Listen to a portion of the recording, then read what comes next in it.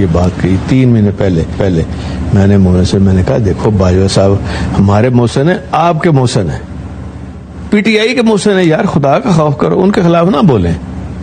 और यहाँ भी मैंने जब हम मिले ना 2:30 बजे मैं मोहन से हुसैन लाई, उस वक्त भी मैंने कहा कि देखिए बाजवा साहब के खिलाफ नहीं बात करनी। कहता है यार बहुत सिफारिशें आई हैं, मुझे भी आई, तो मैंने कहा फिर मान लेना। अब इन्होंने जो ज्यादती की इमरान खान साहब ने, हमें साथ बिठा के मुझे मेरे सामने बाजवा साहब के साथ उनको बुरा भला कहना, ये बड़ी ज्यादती है। और पीटीआई को चाहिए ये याद रखे, आसान फरामोश ना बने। बाजवा साहब के आसान है, बाजवा साहब ने इनको कहां से कहां उठा के ऊपर ले गए, और हर चीज की अगर बाहर से फंड लाने थे खुद जाते रहे, किंग को मिले, सुलेमान को मिले, क्राउन प्रिंस को मिले, कतर से पैसे लेके आए, IMF का वहां बैठ के बेल्जियम में इन्होंने काम किया। तो यार ये क्या समझते हैं अपने आप को, ये को उतार है, ऊपर से आ गए हैं सारे लोग। अब इन्होंने अगर बाजवा साहब के खिलाफ किसी ने बात की, सबसे पहले मैं बोलूंगा, उस पर सारी हमारी पार्टी बोलेगी। ये इन्होंने मजाक बना लिए, इतना बंदा इंसान फरामोश हो सकता है? ये क्या है? मुंह उठा के जो मर्जी आए, वो चीमा और उसकी बेगम शुरू हो जाते। और यार आप अपनी औकात में रहे, कोई बंदा नहीं बोलेगा। इन्होंने अगर बाजवा साहब के खिलाफ किसी ने बात की, सबसे पहले मैं बोलूंगा, उस पर सारी हमारी पार्टी बोलेगी। नाज़रीन अस्सलाम वालेकुम, डॉक्टर दानिश रियल फोकस के साथ हाजिर है। नाज़रीन आखिर वो पटाखा आज फूट गया जो इमरान खान साहब और परवेज़ इलाही साहब के दरमियान कई अरसे से चला आ रहा था। आप हमारे व्लॉग्स को अगर आप देखें तो आपको ये बड़े आराम से ये इन्फॉर्मेशन हमने दी थी कि परवेज़ इलाही असम्बली नहीं तोड़ना चाहते हैं, वो 10 वोट के बाद कभी भी अब दोबारा वज़ीर आला नहीं बन सकते हैं, और उनके वज़ीर आला बनने के रास्ते इसलिए हैं कि हुकूमत उनको डिस्टर्ब नहीं करना चाहती है, और हुकूमत मज़ीद 1 साल और बढ़ाना चाहती है, तो 1 साल वज़ीर आला और वो हो सकते हैं, और 10 वोट पे वो वज़ीर आला, और ये उनका आखिरी वज़ीर आला है, वो दोबारा वज़ीर आला नहीं आ सकते इस तरीके से।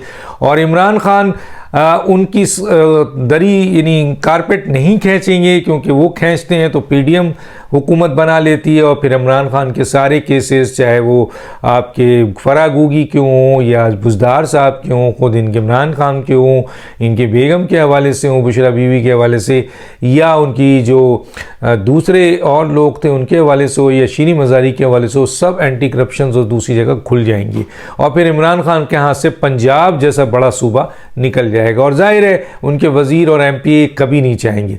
मैं ये पहले भी बता चुका हूँ कि परवेज़ इलाही यानी PDM के पास 14 PTI के अराकीन गवर्नर साहब की जेब में, जब चाहे इस्तेमाल कर लें, और इसके लिए उनको एब्सटेन करना पड़ेगा, क्योंकि वोट तो उनका काउंट होगा नहीं।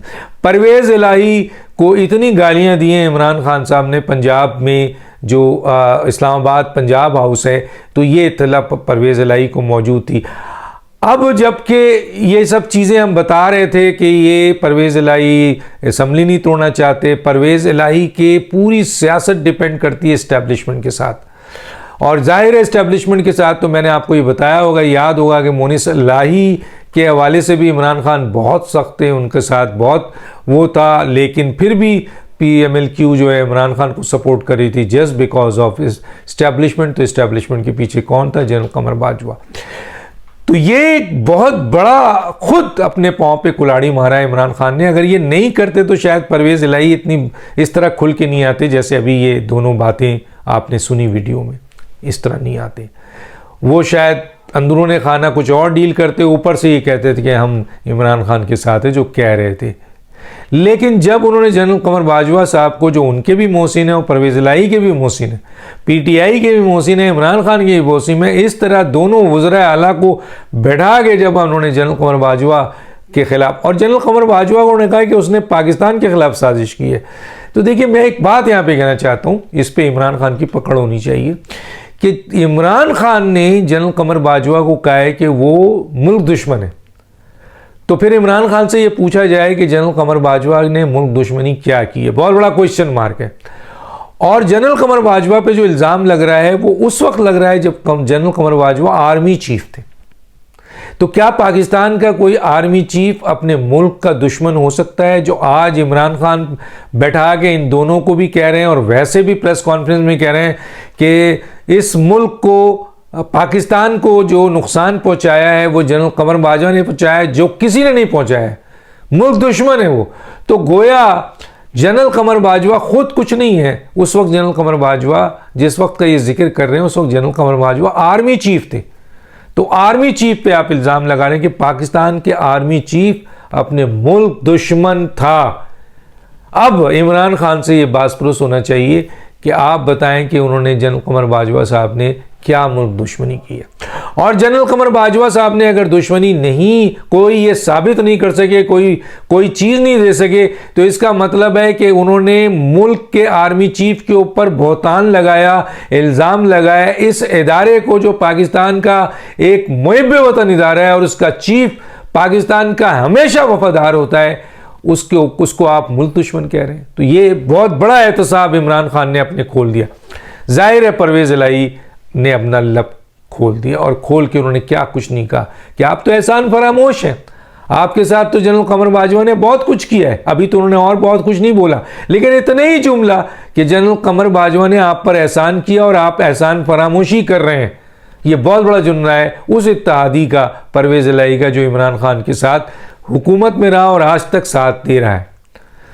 इमरान खान साहब ने ये बहुत बड़ा पांव पे कुल्हाड़ी मारी है कि दोनों को बैठाकर ये बात, मैं आपको दावे से कहता हूँ, मालूम करें आप KPK में कि जनाब महमूद खट्टक साहब ने भी जाकर यही बात की होगी कि इमरान खान ने हमें बैठाकर हमारी अपनी सियासत तो तबाह की है, इस्टेब्लिशमेंट के साथ अपने ताल्लुकात तो ख़त्म कर दिए हैं, और हमें बैठाकर मुल्क के आर्मी चीफ को मुल्क दुश्मन कह रहे हैं। और अब तो करप्शन का इल्ज़ाम लग रहा है और पता नहीं क्या कुछ लग रहा है। मुझे ये भी इत्तला मिली है कि जनरल कमर बाजवा इनको नोटिस कर रहे हैं। जनरल कमर बाजवा को चाहिए कि इनको नोटिस करें, और वो नोटिस बुलाएं और उनसे पूछें कि आर्मी चीफ जो पाकिस्तान की 8 लाख फौज पाकिस्तान की हिफाजत में लगी हुई है, कौम की हिफाजत में, उसके चीफ को आप गद्दार भी कह रहे थे और पता नहीं क्या कुछ कह रहे थे। आइए साबित करें, कोर्ट में ले जाएं जनरल कमर बाजवा साहब, कोर्ट में ले जाए, होना तो ये चाहिए।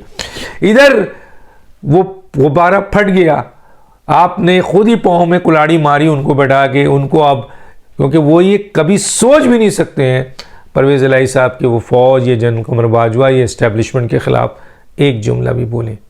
क्यों? कि उनकी जितनी भी उनकी बारियाँ को कहते हैं ना, पौधे की ग्रो हुई है, जो भी काफ गई है और हुकूमत में रही है और आज की वज़ीर आलाशिप है उसमें। और देखें आप, कितना गंदा खेल खेला है इमरान खान ने, कितना गंदा खेल खेला है, घटिया खेल खेला है कि एक तरफ आप चौधरी शुजात, परवेज़ इलाही, मोनस इलाही, इनके वोट से वज़ीर आज़म बने, इनके वोट से आप वज़ीर आला बने, और दूसरी तरफ आप नैब के चेयरमैन को हुक्म करवा रहे हैं। खुद इन्होंने बोला कि आप जो हैं वो जनरल फैज़ के ज़रिए कि इनके ख़िलाफ़ केसेस बनाओ, इनको अंदर करो। मैंने आपको बताया था कि काफ़ी अरसे तक मोनस को इन्होंने सिर्फ इस बुनियाद पे नहीं दी थी, मिनिस्ट्री के मोनस के ऊपर करप्शन के बहुत बड़े चार्जेस हैं, नैब के चेयरमैन ने बताया है, और मैं इसको नहीं दे सकता, कोई और नाम दे। तो आप ये सोचिए कि एक आदमी मुरव्वत होती है कि आपने उसको पंजाब का सबसे बड़ा डाकू कहा और फिर उसी से आपने हेल्प ली और हुकूमत बनाया। हुकूमत बनाने के बाद आप उसके पीछे पीठ पे छुरा भोंक रहे हैं, इस्तेमाल कर रहे हैं नैब को और जनरल फैज़ को जो DGISI थे। ये क्या अमल है? इसको आप क्या कहेंगे? कितना घटिया अमल है ये। तो ये साहब इस किस्म के हैं। तो अब परवेज़ इलाही साहब ने ये बात ओपन कर दी है। अब इमरान खान साहब जो हैं वो क्या असम्बली तोड़ेंगे? मैं नहीं समझता पर पंजाब की असम्बली जुमे तक टूटेगी। देखिए कई ऑप्शन मौजूद हैं। PDM हो सकता है, आसिफ अली जरदारी, चॉइस शुदा। देखें सालिक साहब का एक बयान बहुत ज़बरदस्त है कि अगर परवेज़ इलाही अपनी पुरानी रविश पे आ जाएं और अपनी वो तमाम गलतियां जो उन्होंने इमरान खान के साथ की हैं उसको दरगुजर करके यहाँ आके बैठते हैं तो PDM उनको वज़ीर आला के तौर पर कबूल कर सकती है। बहुत बड़ा ऑप्शन है। परवेज़ इलाही के सामने आ गया ऑप्शन, उनको वज़ीर आला रहना है और PTI के बजाय PDM आ जाए। ठीक है जी। दूसरा, उनको कोई पीटीआई से मोहब्बत कोई वो तो अब उन्होंने खुल के बता दिया है कि तुमने क्या किया और कि क्या कुछ हुआ है, अभी तो और बाहर आएगा। तो सवाल ये पैदा है कि इस सूरत में आला इस्टेब्लिशमेंट से ताल्लुकात भी अच्छे, पीडीएम के ज़रिए हो वज़ीर आला, इससे अच्छे परवेज़ इलाही को क्या चाहिए, और भाई से ताल्लुकात भी बहाल हो जाएगा जो बहुत अरसे तक रहा और फिर ख़राब किया इसी इमरान खान की वजह से, इमरान खान ने करवाया। तो परवेज़ इलाही का ये ऑप्शन मौजूद है। दूसरा ये कि हुकूमत अदम एतमाद की जो साइन करा है वो डाल सकती है, एतमाद का वोट लेने के लिए कह सकते हैं गवर्नर साहब, और फिर टेक्निकली क्या समरी ऐसी आती है तोड़ने की, तो क्योंकि परवेज़ इलाही को इमरान खान कहते हैं कि जी 40 सीट 50 सीट क्या देंगे। अरे भैया, नेशनल असम्बली में कहा यह जा रहा है कि अगले इलेक्शन में 45 से ज़्यादा पीटीआई की सीट ही नहीं होगी, ऐसे हालात हैं। वो अलग बात है कि ये शोर करते हैं लाखों करोड़ों लोग, लेकिन अब वो हालात नहीं है। वोटर जो बहुत साइलेंट वोटर है वो बहुत कुछ वॉच कर रहा है। दूसरी तरफ अगर ये परवेज़ इलाही को दे दें इतनी सीटें, तो इनके पास क्या बचेगी प्रोविंशियल में या नेशनल में। दूसरी चीज़ ये है कि क्या परवेज़ इलाही साहब इमरान खान की इस बात पे मान के, चाहे एग्रीमेंट रिटर्न हो, तहरीक लब्बैक के साथ रिटर्न एग्रीमेंट था, इत्तेहादियों के साथ रिटर्न एग्रीमेंट था, इमरान खान ने उसकी पासदारी की नहीं की, हलफ उठाया उसकी पासदारी नहीं की, तो आप क्या उम्मीद रखेंगे परवेज़ इलाही साहब कि जी आपको वो 40 सीट का कहें और आयन आखिरी में जाके वो कहें जी हम नहीं देते, जाइए, इख्तलाफ हो जाता है, बहुत होता है। मुझे याद है कि नॉर्मल इख्तलाफ यहाँ हुआ था, JUI पीपल्स पार्टी का 1988 का इलेक्शन था, कई सीटों में बंटवारा था, आयन मौके पर इख्तलाफ हुआ, सारी चीज़ें अलग हो गई। तो इमरान खान तो इसमें माहिर है यूटर्न लेने में। तो परवेज़ इलाही साहब आप 40 सीट उनसे ले सकेंगे? फिर नहीं ले सकते ना। तो ये एक बहुत बड़ा जुआ है। परवेज़ इलाही एक सियासतदान है, मेरा ख्याल है वो इस पे नहीं जाएंगे ज़्यादा। मुझे लगता है देखिए ना, अब इमरान खान के केसेस हैं, एडिशनल सेशन जज तोशाखाना केस, वो बिल्कुल तैयार है। अच्छा, किसी ने कहा इमरान खान साहब की गोली इतने लग गए, दिन निकल क्यों नहीं रहे, बाहर क्यों नहीं आ रहे, लिबर्टी में था वहाँ आकर क्यों नहीं किया, क्यों? मैंने उनसे कहा कि अगर वो उन्होंने बाहर आना शुरू कर दिया तो उनको इलेक्शन कमीशन भी जाना पड़ेगा, 5 केसेस उनके वहाँ हैं। टैरियन केस में इस्लामाबाद हाई कोर्ट भी जाना पड़ेगा और वो केस चलना पड़ेगा, वहाँ ख़तरनाक केस बन चुका है, वो क्या जवाब देंगे। इधर जो है वो तोशाखाना में सेशन जज के पास जाना पड़ेगा, वो केस चलेगा। बीमार रहेंगे तो केस में वो बहाना बना सकते हैं और केस नहीं चले, डिले होता रहे। तो ये वजह है इमरान खान बाहर नहीं निकल रहे और इस गोली का फ़ायदा उठा रहे हैं। और फिर एक हमदर्दी भी सूरत हाल होती है कि जी गोली लगा हुआ है हमारा, और यूं करके बैठे हुए हैं वो अपनी टांग को, और खड़े भी हैं तो दिखा रहे हैं कि बड़ी ज़बरदस्त बैंडेजेस लगी हुई हैं। सूरत हाल ये, जबकि एक छर्रा हकीकी जो कहा जा रहा है, एक छर्रा इमरान खान साहब के जो पहला फर्स्ट आपके मेडिकल एड वाला बंदा था जो गया था, उसने कहा था कि घुटने के नीचे एक छोटी सी जगह से छोटा सा खून निकल रहा था, बाकी कोई चीज़ नहीं थी। तो एक छर्रा 4 गोली बन चुका है, 4 गोली के ऊपर महीनों अब वो इसी तरह से रहेंगे। और उसकी वजह मैंने आपको बता दी कि ये वजूहत है। असम्बली मुझे नहीं लगता टूटेगी, बल्कि उसके ज़रिए अभी मैं प्राइम मिनिस्टर चॉइस शुजात के 6 वोट भी मौजूद हैं, उधर 14 वोट है मैंने बताया, उस पर एब्सटेन कर सकते हैं, पीटीआई गई, इधर 6 वोट पड़ गए तो पीटीआई गई। तो हुकूमत के पास तो बहुत सारे ऑप्शन हैं जो आप इस्तेमाल कर सकती है।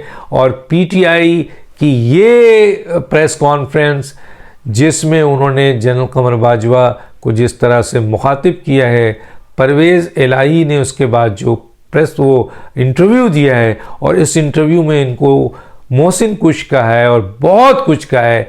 अभी तो उनको वो भड़ास और निकालते, अगर मैं इंटरव्यू ले रहा होता तो मैं तो उनको कुरेद देता, क्योंकि मेरे पास वो वाक़यात और चीज़ें हैं जो उनके साथ मैंने डिस्कस किया है, मैं रख देता, वो इनकार करते तो फिर मैं देखता वो सारी अगर बात का इकरार करते तो पता चलता है इमरान खान कहाँ खड़े हैं। आज भी इमरान खान को उन्होंने ख़त्म कर दिया, पूरा ब्लास्ट कर दिया है, इमरान खान के पास कुछ भी नहीं है। नौकदानिश को याद दीजिए। अल्लाह हाफिज़।